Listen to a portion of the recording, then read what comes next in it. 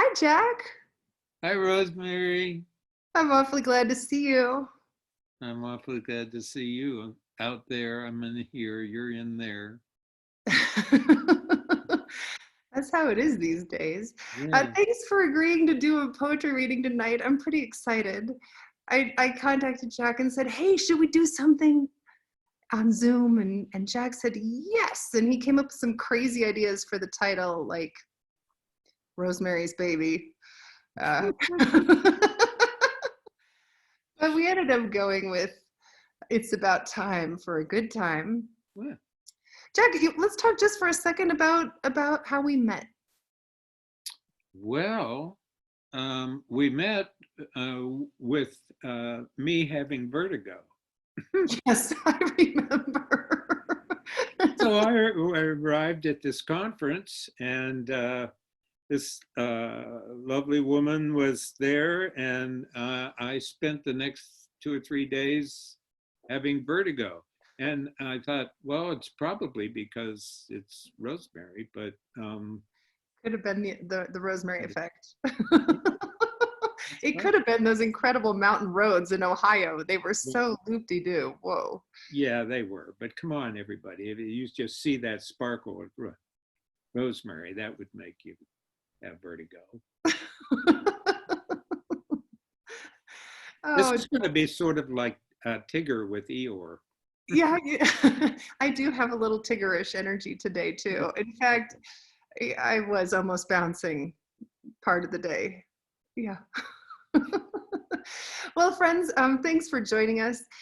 Jack and I plan to go back and forth, and I will read some poems. Jack will read some poems. I'll read some more, and Jack will read some more, and then we'll just have a conversation for a while after that. And if you have questions or thoughts, you can go ahead and put them in the Q&A or put them in the chat bar. And when we're done, we'll take a peek at them and talk about them too. Beautiful. All right. Shall I introduce you? Rosemary is, she's had such an incredible influence on so many people. And I think a lot of you know that. To dare to send out a poem every day. How many years now, Rosemary? You know, Jack, it's been 13 years. 13 years. Imagine that, a poem every day for 13 years.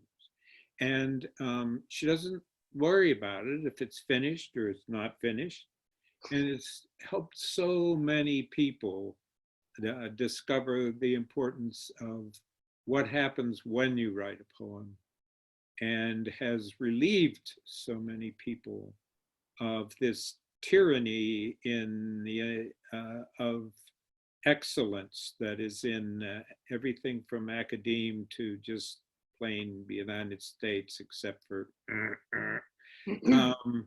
and it really, so she's a gift to everybody. And if you're not on her daily poem, get in touch with her and you'll receive one every day. It's remarkable. I can't imagine being able to do it. I can imagine being able to write 3 or 4 words, and that'd be hesitant to send those out. So with that, and with a lot of gratitude to Rosemary, here's Rosemary.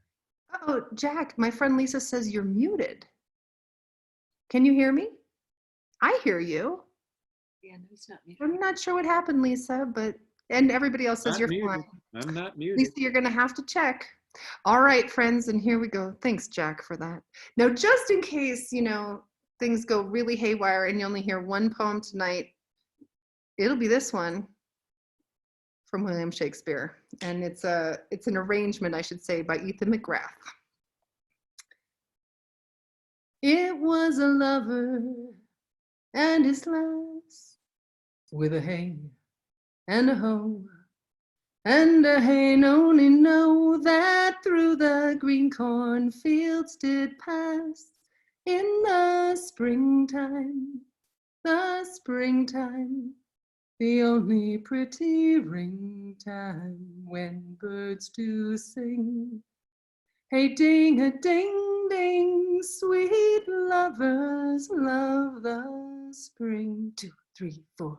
Between the acres of the rye with hey ho, hey no me no, those pretty country folk would lie in the springtime, the only pretty ring time when birds do sing. Hey, ding-a-ding-ding, sweet lovers love the spring.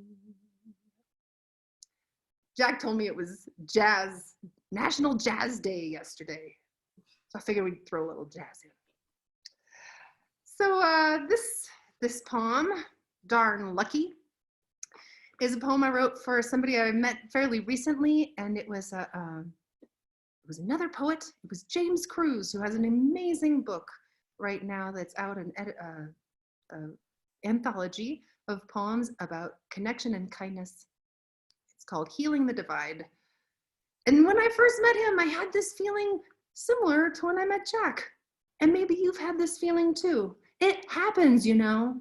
The day splays open like a tulip in a warm room, and you meet someone new who amazes you with their willingness to be 1,000% alive. Someone who makes you feel grateful to be you. And it's as if life has been keeping a beautiful secret from you. Let me give you a few. Like the fact that they make elderberry flowers into wine, like muscadine, like the yellow-green floral scent of quince, like there is a perfect knot for tying your shoes so that they never come untied. It's true. And it turns out life does have wonderful secrets waiting for you, even when the news makes you cry. Even when some old pain returns. Well, that is when you will meet this new friend, someone wholly themselves, someone who makes you smile in the kitchen, a smile so real that when you go out, even though you're wearing a mask, the whole world notices. It's enough to make you want to wake up in the morning, to go out into the day, to be unguarded as a tulip, all your petals falling open. You never know who you might want to let in. This next poem is inspired by Naomi Shihab Nye, who wrote a poem that is found in another gorgeous anthology. It's called Poetry of Presence. Jack is in that volume, and I'm in that volume, and Naomi has a poem in it in which she tells about an experience in grade school when she was told by a teacher to think about what kind of kitchen implement would she be. And I loved her poem about being a flour sifter. And this is mine, Simple Tools. I am so grateful for the rubber spatula, the way it sits quietly in a drawer, yet is always ready for action, is game to scrape the walls of the blender or to fold chocolate chips into dough. It evens and swirls the frosting on cake, welcomes the tongue of a child. In a sharp world, it knows the value of being blunt. It knows that to smooth is a gift to the world. Some people are knives, and I thank them. Me, I want to be belonging in the order of spatulas. Those who blend, who mix, who commingle dissimilars into a cohesive whole. I want to spread sweetness, to be a workhorse for beauty. I want to stir things up. I want to clean things out. I want to be useful, an instrument of unity, a means, a lever for life. This next one I wrote maybe a few months ago, I'm just going to say too, I was really excited about this theme that Jack proposed, and I took it in this way. When he said it's about time for a good time, I thought, I have written so many serious, sincere poems lately, and I want to find some poems that are just pure joy-based poems, and it was really fun finding them. And this one, I'm doing all poems, by the way, that I haven't read before, which is really fun and, kind of in keeping with putting first drafts out into the world all the time. This poem, Big, I wrote before the whole pandemic started, and turns out it's quite a useful lens for me right now. Big. This is perhaps the year to learn to be big. Spruce tree big. Cliffside big. Big as mesa. Big as mountain lake. Big as in cosmos, as in love. Being small has never served me. Constricting, contorting, trying to fit in a room, into shoes, into a name. Let this be the year to escape all those little rules with their little shoulds, all those little cages with their little locks. Time to make of myself a key. Time to lean into immensity. Time to supersize communion. Time to grow beyond self. Time to open, to unwall, to do as the universe does. Accelerate as it expands, not rushing toward something else, no, but changing the scale of space itself. This is the year to be big. And then I'm gonna close up this little section with a poem that I wrote just a couple weeks ago, and it was one of the few really happy poems I've written in the last 6 weeks, and it came from a suggestion from a friend of mine, Sherry Reichert-Ballou, who I just love this woman, and I love what we do together. But she and I co-created the Secret Agents of Change, which is a secret public group that promotes surreptitious acts of kindness. And if you ever want to join us on our secret missions, you can just find us on our Facebook group, which is Secret Agents of Change. And Sherry said to me, we at the very beginning of the pandemic, we did a pretty serious mission where we invited our secret agents to go out and do something quite serious. And then, a week or two ago, Sherry and I thought, we need to do something else and we need to make it fun. And I thought, well, I don't have any fun poems. And then that night, this one showed up, in part, I think, because Sherry suggested that it could. This is fortunate. Tonight, I want to break into the fortune cookie factory, armed with millions of tiny rectangular papers that I would surreptitiously slip into the thin folded wafers. You will say 5 nice things in the next hour, says one, and you'll bake something nice for your neighbor, says another. Every fortune will predict a generosity of spirit. A grudge you've been gripping will disappear. Gratitude for the smallest things will flood you. And on the back, it will acknowledge that to make any number lucky, you simply write a check that uses that number to a local charity. And the more zeros you put behind it, the luckier that number will be. Or perhaps a better idea, I will fill each cookie with a blank slip of paper, some small scrap of potential that invites every person to write their own fortune, lets them feel like the author of their own destiny. In fact, here's a pen and a very small white page. You don't even need the cookie.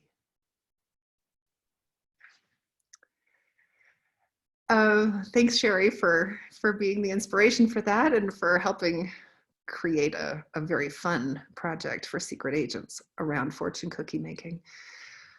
And now it's a joy to introduce Jack Ridl, who lives there in Michigan, who's been a teacher there for students of all kinds in formal learning situations and very informal learning situations, who has been an inspiration to me and to so many with his blog that he's had for almost 4 years now, that has been guiding us through the last difficult 4 years. And it's at, what is the name of your blog, Jack? It's Well, it's at jackridl.com.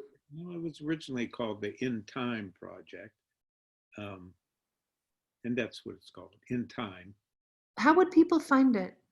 www.ridl, that's RIDL.com.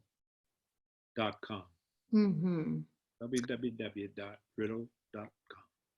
And it's been a really good friend for me for the last 4 years, when I could use a friend to walk me through some of these weeks. And a few things that, one of the first poems, in fact, the only poem, I guess, that Jack and I have ever written together is a 2-line poem that we wrote together back in 2013, 14. And it went like this: today, the old dog; tomorrow, the older dog.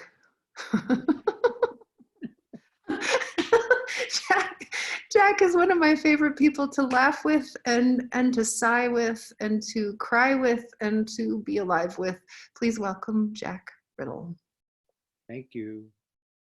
Thank you, Rosemerry, so much. You guys see why I had vertigo? I have a number of people to thank. I certainly want to thank Rosemerry. None of this would have happened without Rosemerry doing everything and then me just coming down and sitting on the couch. I thank Julie because she saves my life over and over again in a lot of different ways, but certainly online because I'm pretty bad at it. Thanks to my sister. Thanks to our daughter who does the covers for my books. I'm really lucky to have that. Thank all of you for coming. I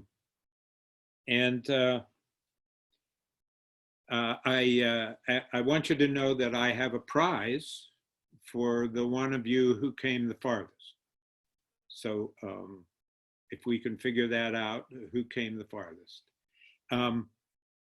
Actually, I'd like to dedicate my portion, at least, of tonight to my dad. This is the 25th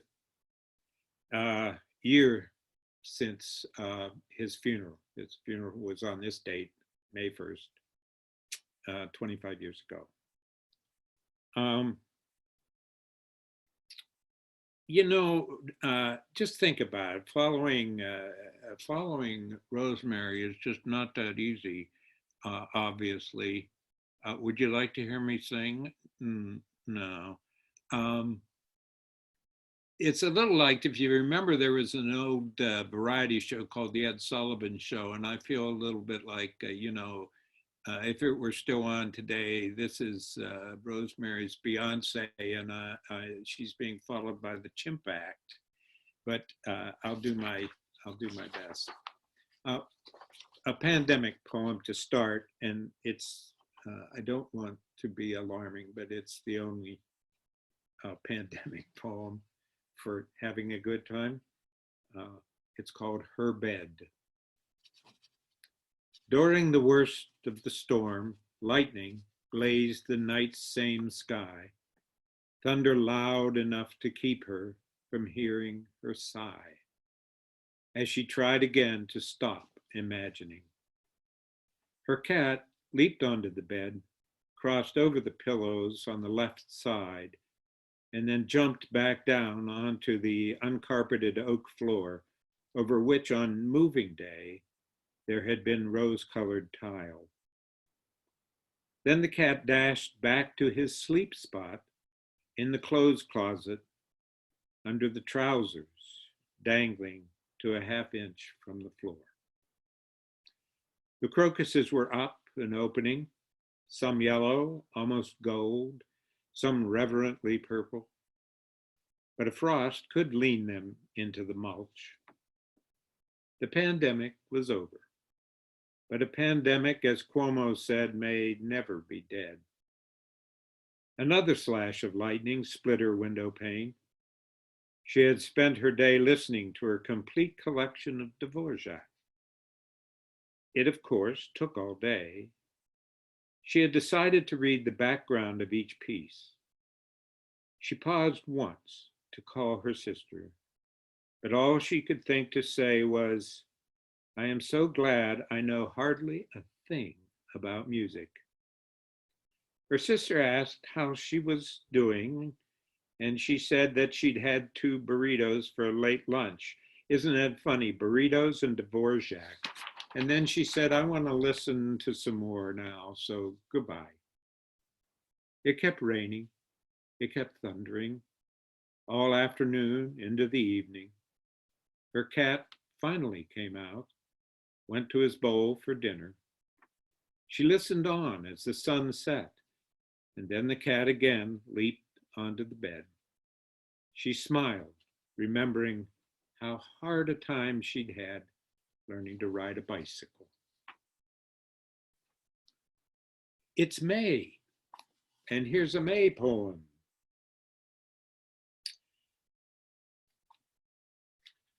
It's called "The World in May is Leafing Out."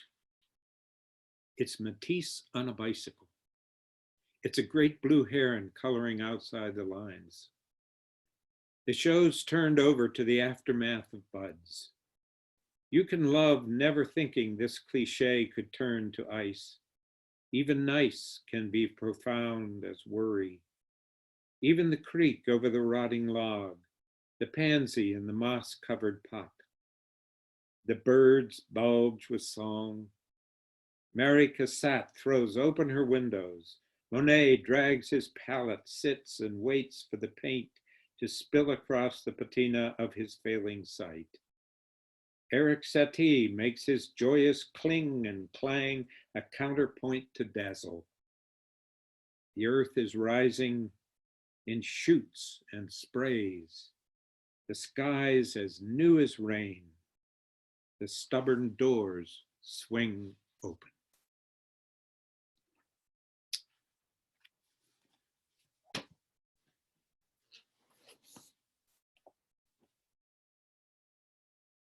Well, we're all away from each other.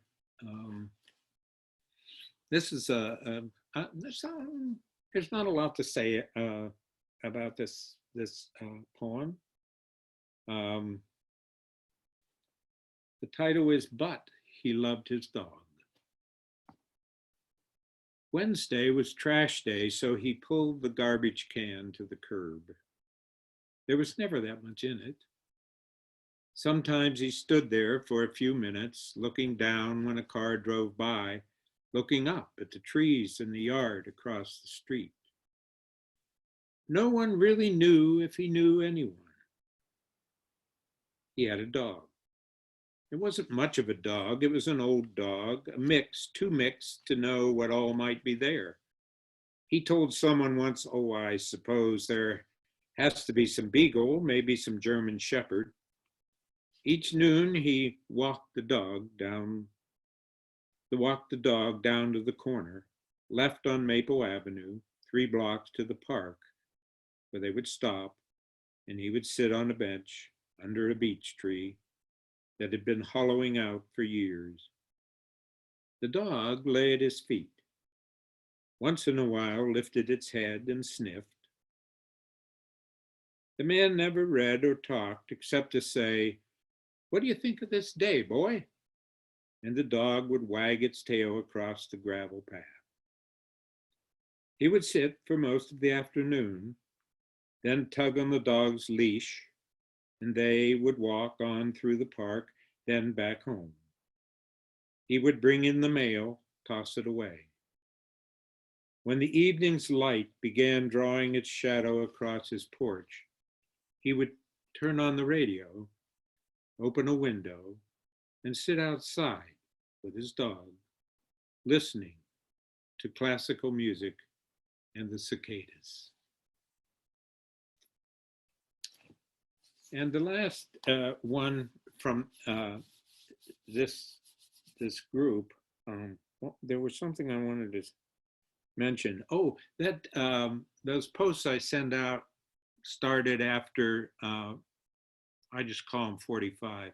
After 45 got elected. Our daughter turned 45 this year, but she tells everybody she's 44 plus one. She doesn't want to say the number.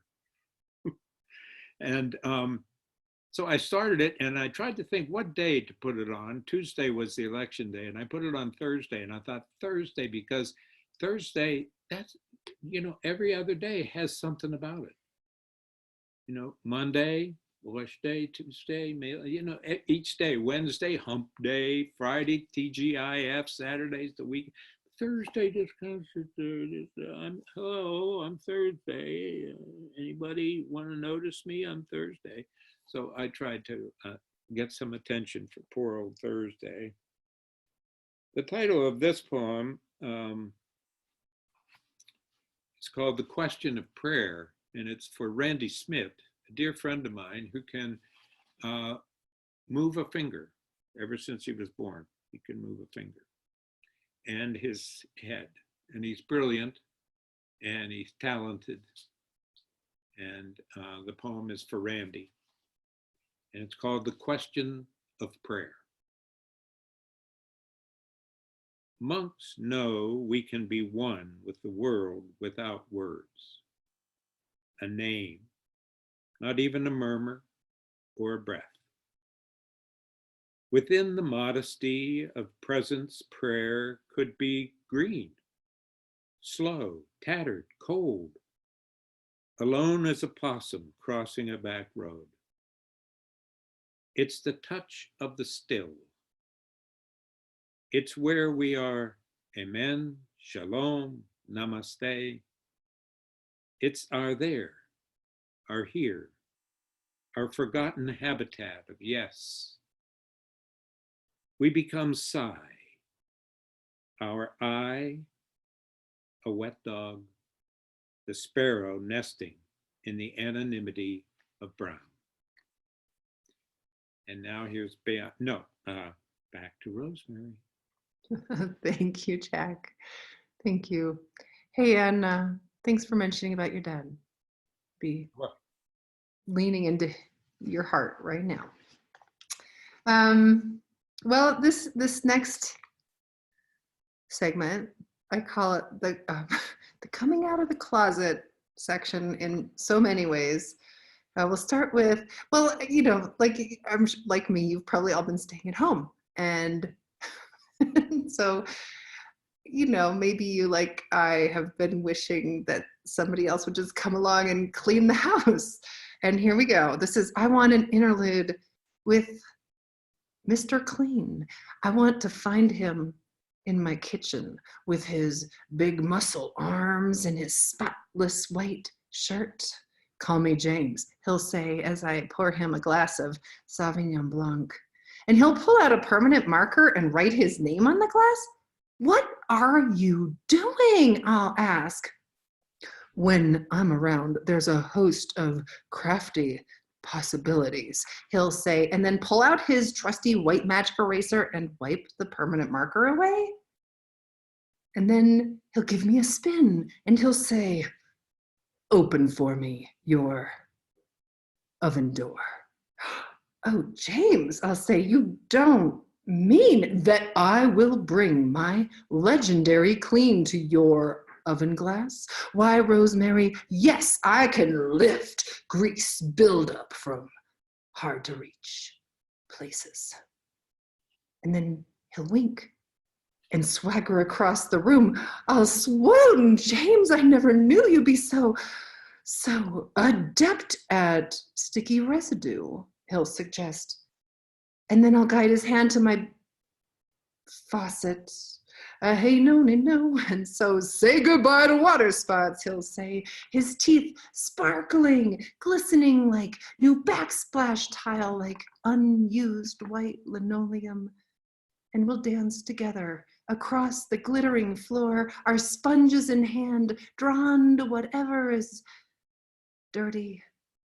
And the room will smell of meadows and bleach and Rain and darling, he'll say, don't you think it's time that you took me to the bath? Yeah, that would be the fantasy of a 50-year-old woman during COVID-19. At least one of them. Now it's on the light side of the fantasies, I suppose. So then here we go, right into the closet. I don't know if you all have seen this book. Well, you'll know which one I'm talking about, whether you've read it or not. This is Practicing KonMari. Oh, I did it exactly as she said. I removed everything from the closets and drawers and touched each thing, every sock, every shirt, every shoe, and I asked them, do you bring me joy? Joy, it turns out, wears a lot of clothes. She likes scarves, wide necklines, black pants. She loves long knit dresses and tall leather boots. She needs lots of sweaters and many, many gardening gloves. And all the while I did, as Marie Kondo said, I visualized the life I want, which is apparently a life in which my closet is full of black pants and scarves and tall leather boots, a life in which I talk to my clothes and smile as they whisper back to me, joy, joy, joy. Maybe you've had better luck with your closets than I have, like spring cleaning and all. And on that same subject, this poem is With the Long Sleeves That Can Be Worn. And I should say this too. At this point regularly in a poetry reading, this is the poem right now where I think to myself that it should be the most sincere, the most heart-opening, soul-twisting, tear-jerking poem I can come up with, and that is completely not the poems that I've gone with tonight. This is With the Sleeves That Can Be Worn, closed or open. I keep staring at the catalog with the amethyst linen modal dress in amethyst, a linen shirt dress that the catalog describes as wonderfully forgiving. Well, that sounds good, of course. And the dress with its shimmering linen, its turquoise aubergine flowers, well, it's beautiful. And I stare at it as if it has a secret that I need woven into its threads, as if I could buy it and then be happy as the model who is walking through a sunlit field with a large bouquet of long-stemmed dusty penstemon in her hand, and she looks over her shoulder, as if there is someone or something there that delights her, as surely everything does, because she's wearing an amethyst linen modal dress with its generous fit. Perhaps I would rather not remember that I must be the one who is generous. I must be the one who's wonderfully forgiving. Easier to imagine slipping into a dress and letting the fabric do all the work, and harder to remember that beauty is less about how we look and more about how we choose to see. But to buy that dress so that I might notice how little joy it really brings me. Is this the way we meet the self? Through disappointment? I decide to make my own catalog with my own clothes in it. So I walk through the kitchen in my yoga pants and fuzzy top, pretending that I'm me in my yoga pants and fuzzy top. It's not much of a stretch. I smile over my shoulder at the teapot, the dishes that need washing, a lunchbox, and why not smile? Perhaps there is a secret I need woven into something here, in the stack of mail, in the charging cord, in the marker, the dish towel, some chance for delight, something beautiful, waiting, if only I choose to see the shimmer.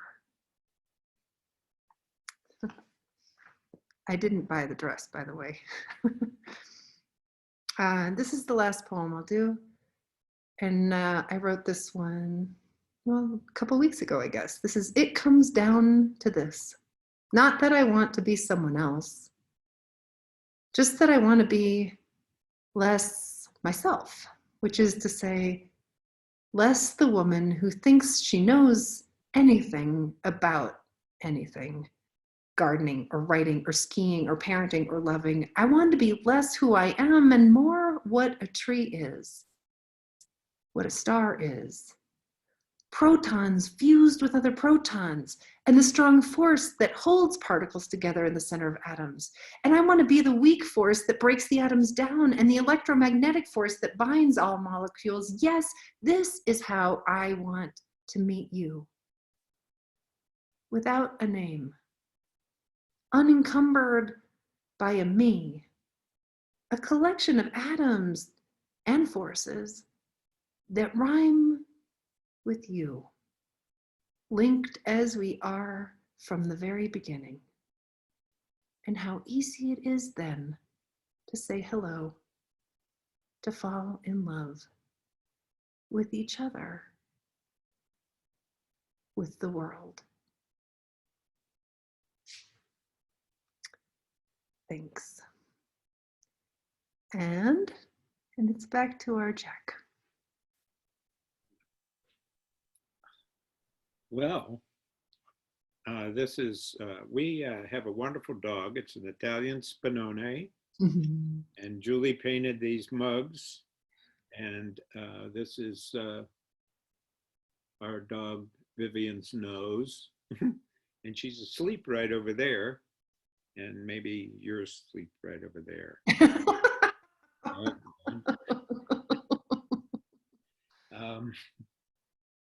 Okay, I'll try to look over my shoulder. That was a beautiful love poem. So I sort of changed things a little bit, and I'm going to, the other night, some of the people are back from the other night, so you're hearing this poem again. This poem has a wonderful history. It's been in a lot of weddings and blah, blah, blah. And I didn't expect that. Nobody expects that. You write the poems, you toss them out. One thing I do want to say, though, is after you've heard Rosemerry, now, don't you want to get one of those poems every day? Come on. They'll start your day, or they'll help you through the day, or, you know. And you'll know her now because you've seen her, so you can imagine how wonderfully vibrant she is. And it's time for my nap. But this is the poem that has a wonderful, wonderful history. It's called Take Love for Granted. Assume it's in the kitchen, under the couch, high in the pine tree out back, behind the paint cans in the garage. Don't try proving your love is bigger than the Grand Canyon, the Milky Way, the urban sprawl of LA. Take it for granted. Take it out with the garbage. Bring it in with the takeout. Take it for a walk with the dog. Wake it every day. Say good morning. And then make the coffee and warm the cups. Don't expect much of the day. Be glad when you make it back to bed. Be glad he threw out that box of old hats. Be glad she leaves her shoes in the hall. Snow will come, spring will show up, summer will be humid, leaves will fall in the fall. That's more than you need.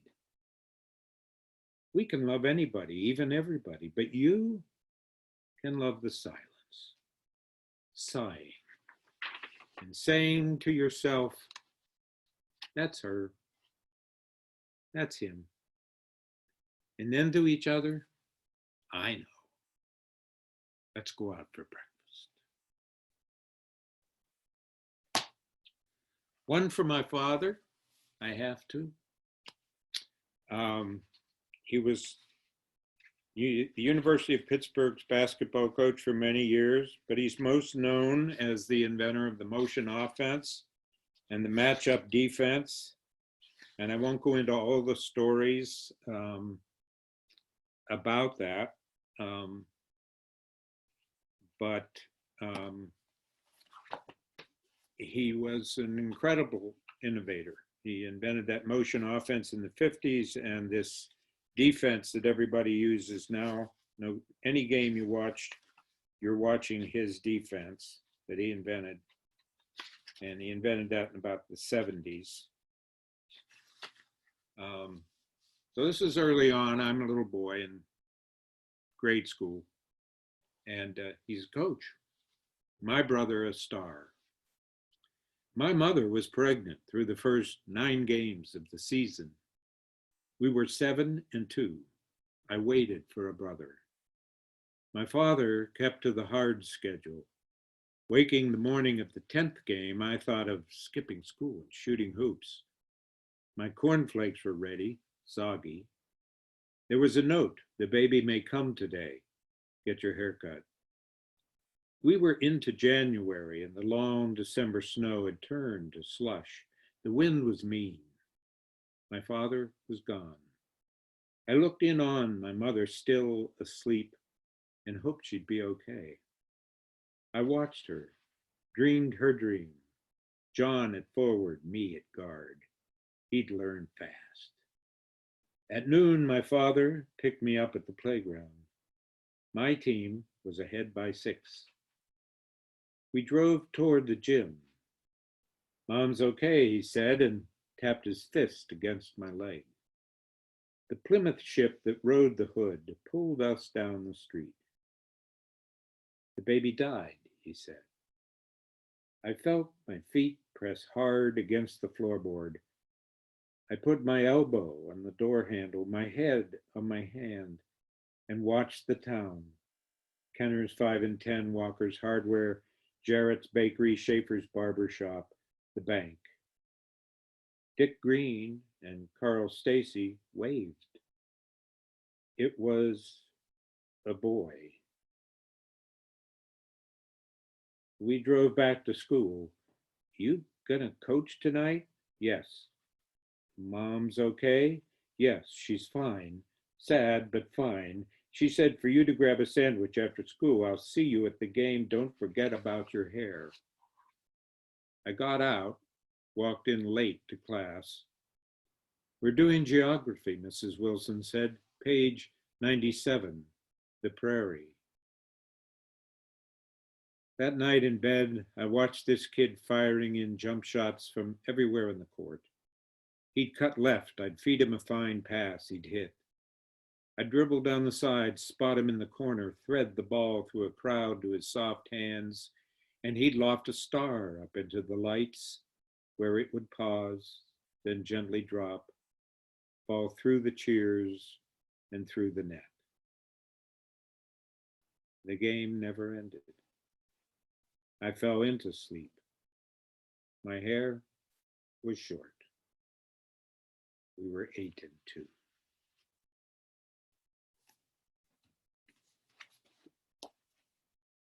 2. The 2-minute warning. 2-minute warning. This is a poem called Turning to the Psalter. P-S-A-L-T-E-R, not S-A-L-T-E-R. Turning to the Psalter. It's a quiet morning, time for matins, the sun sending its preface through the maple's leaves. My God is here, sitting beside me on the porch. We're waiting for the day's new full light. My God, of course, is not very well known in eschatological circles. I call my God, God. Just as I do each morning, God also watches what comes into the space the eye creates. We do this throughout the day, glancing out a window or on the way to whatever is on the list. I like being religious in this unimportant way. Just me and God, worshiping by watching. God's glad we can sit here or rake leaves or clean the basement or listen to Leadbelly. Yesterday, I removed a dear friend from the Rolodex. There in blue ink was his name and his late wife's and his address for the past 11 years. They will be staying here now. I took a bit of time and looked at their names and the grace of the record. 34 years sending, receiving, non-obligated holiday cards. Before tossing the worn down address into the recycle bin, I showed it to God, who nodded, took it, smiled, then led me outside to the back door, where God knelt and set it on the first step. And I'd like to end and thank you all with this poem. And Rosemerry mentioned that I taught at college, and there are 3 different dates. Now, this is really interesting. You know, I feel like it's back in Roman times or something where they don't know if he's born in this date or that date or this date. But I think I taught there 38 years. Another thing says 36, another thing says 37. Boy, I love my students. And if any of you are out there, you created my life. I used to say to them, you think I have the power? No, you're looking for what you're going to do for the rest of your life. But I chose what to do for the rest of my life, and it's poetry, and it's teaching it to you. And you really have the power because I chose this life, and you can make it a wonderful life or not. And thank you all for making it a wonderful life. But at the same time, I would hear these things that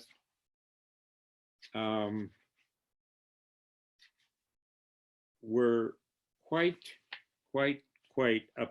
unsettling. And one of the worst was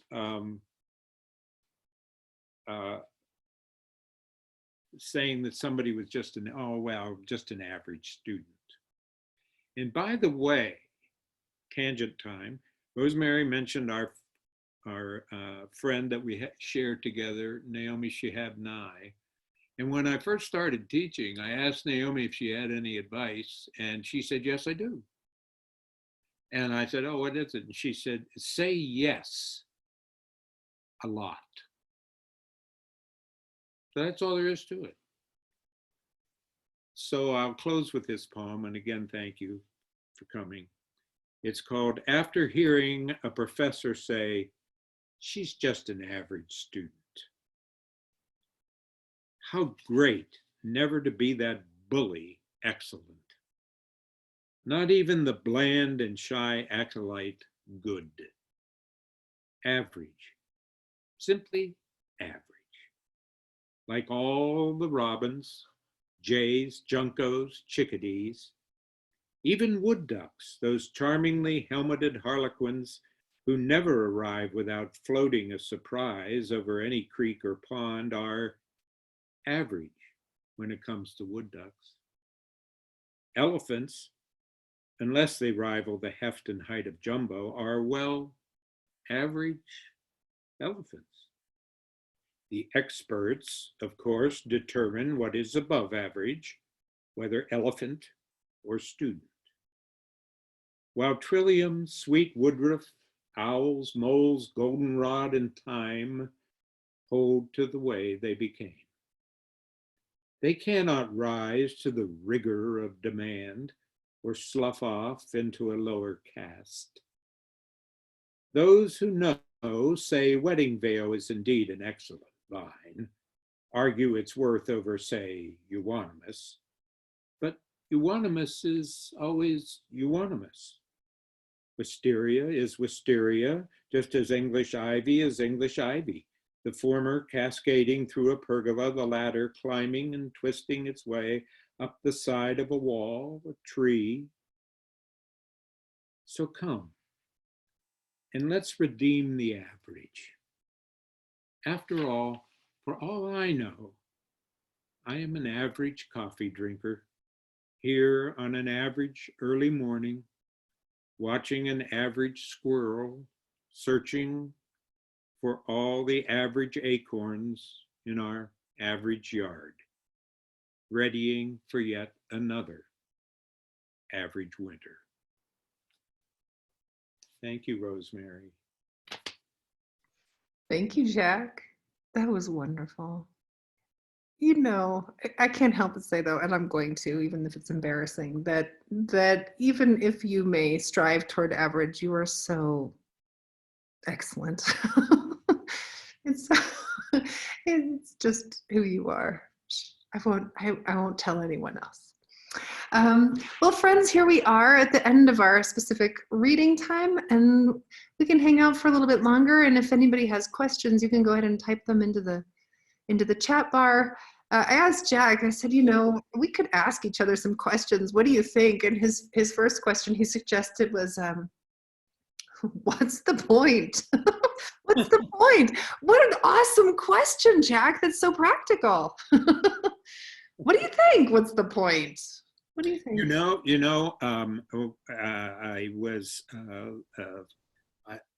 I was lucky enough to teach in Ireland now. And, in Ireland, they call the poets and the musicians and the storytellers tradesmen. Mm-hmm. Isn't that wonderful? Isn't that wonderful? Tradesmen. And that means that country is knows it needs it. You know, tradesman means the plumber, the electrician, that which you need. An essential tool. Yeah. Yeah. It's the only place I've ever said I was a poet. I've never said it in this country, except of course the students. It's interesting. It's hard to say. I also resist it pretty hard. That's funny. Yeah. But about the second day in Ireland, I was walking down the street. There's a little town we lived in called Ballyban. And I was walking down the street and this fellow said, "Oh, you're new? I've not seen you. You're new in town now, aren't you?" And I said, "Well, yes, we're here." And he said, "Now, what are you now?" And I said, "The only time ever." I said, "I'm a poet." He said, "Oh, well, you've got to come down to the pub tonight now. You've got to come down and read to us, for heaven's sakes. You've got to be there now. I'll look for you. I'll look for you." I never had that happen in the hallways of the English department. Not ever. People sometimes actually move away from you. If Yike. Yeah. we do have quite Francis Ponge, the French poet, said, why do you write poetry? And he said, "So everyone will leave me alone." Oh, well, that's about, I saw something, I've said this several times, but I saw something on Facebook or something that said something about how you know that the world's in trouble because people are turning to poetry. Yeah, well, here it is, but it does seem more relevant than ever. The first question I saw was from Bob Hilligus. He says, "When will you do this again?" Thank you, Bob. That was generous of you. But I love this question from Grant, who's visiting us from California, where he's a poet laureate. Well, then maybe he'll get the prize for coming the farthest. And that's pretty far, although we may have someone from Canada here, I think. Oh. What is one line of poetry you wish you would have written, or what is your all-time favorite line of poetry? I can answer that instantaneously. I do know. I think there's probably many, but the one that I've been most recently thinking of so much is A.R. Ammons, one of my favorite poets. And it's from his poem, Gravelly Run. And the line is, "It is not so much to know the self as to know it as it is known by galaxy and cedar cone, as if birth could never find it and death could never end it." I think it's the most perfect, I think that's the most perfect thing ever said. I think that's I love that so much. It comes to me constantly. I think of those lines constantly when I'm walking, when I'm making food, when I'm talking to people, when I'm falling asleep, when I wake up. I think of those lines. It is not so much to know the self as it is to know it as it is known by Galaxy and Cedar Cone. Yeah, I wish I'd written that. Jack, does anything come to mind for you? Absolutely nothing. No, no. Mine is I'm nobody. Are you nobody too? Mhm. Thanks, Emily D. Yeah, Yeah, that's a good one too. because boy, what a country to live in where you have to be somebody. Yeah, Boy, how dreary to be somebody. yeah, I think it's the most positive line. Uh, I do too. I do and too. I also think Auden, regrets writing poetry makes nothing happen. But I turn him into a Zen master, so poetry makes nothing Happen. I love that. I love that, Jack. Yeah. I do know that that in the last 6 weeks, poetry has been 6 weeks, 7 weeks. I don't know. It's been a while now. happen. Poetry's always been defining for me, but in a real way, I know that it saves me, and I know that reading poems has been and writing them, but reading poems has been a lifeline for me. It's just allowed me to keep moving through. I feel like Jack, what was the quote that you used on the back of Phyllis Klein's new book? You had a quote about the news, about poetry and news. I think it may have Oh been yeah, I from do like Auden. I do like Ezra Pound said it's the news that stays news. Yes, That's the it, definition of poetry, is it's the news that stays news. the news that stays news, and I have felt that so profoundly lately. You know, when the news, you watch it because you have to and because you want to know, but the news that feeds my soul, that reminds me what it is to be alive, that reminds me that we're not alone in this. When I read poems like Pablo Neruda's Keeping Quiet, or like El-Baghadi's in the whale, what is it, Things to Do in the Belly of the Whale, like there's so many poems that I read and I think they were written for this time. Of course they weren't, which is to say that in some ways, although not identically, we've been here before. That the human soul has wrestled with all these questions and problems and thoughts and potentials and availabilities before. Yeah. And none of us asked to be who we are. I said that the other night. Yeah. I just showed up. Yeah, it's not my fault. I'm awfully glad you did. Well, that's mutual, for heaven's sake. Yes. Getting vertigo again. Well, Jack, thank you so much. Thank you, Rosemary. And Thank you, friends, everybody. thank you so much for joining us. Please stay safe. Be Please. well. May we all be. Oh, wait. There's other questions. Let's see if we missed something here.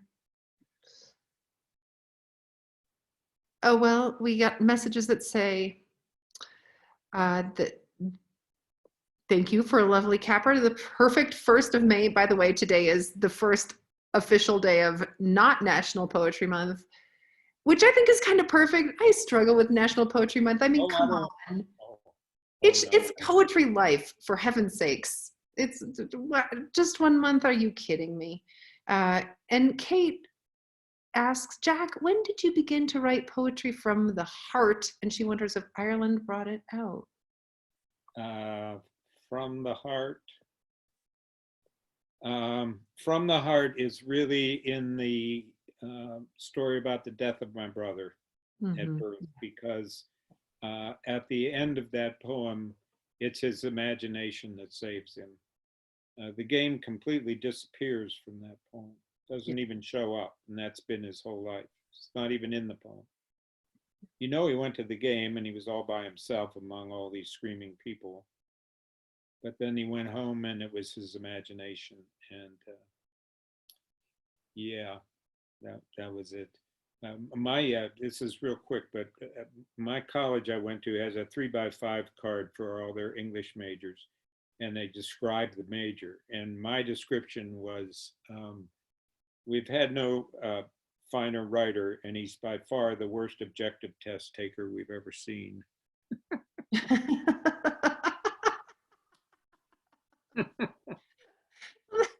think that's the perfect spot to close. So I guess it started very early. I just adore you. Jack, thanks so much. Thank you, Rosemary. Thank you, friends. I see lots of comments that say we should do it again, and I think we should do it again. We should I've been looking forward to this for a long time. let's do it again. All right. Thanks, everyone. Mwah.